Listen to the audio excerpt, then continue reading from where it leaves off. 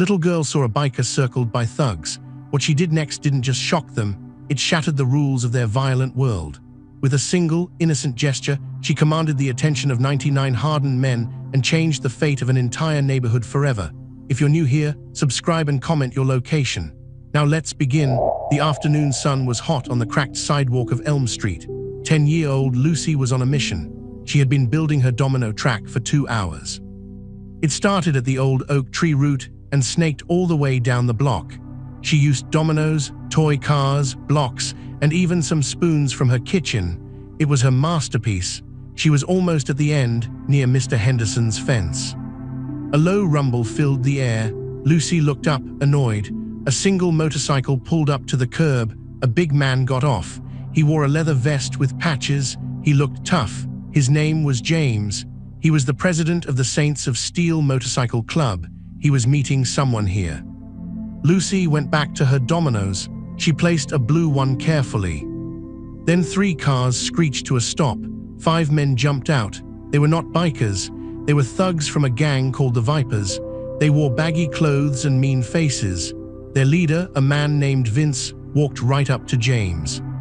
"This is our block now, old man," Vince said, getting in James's face.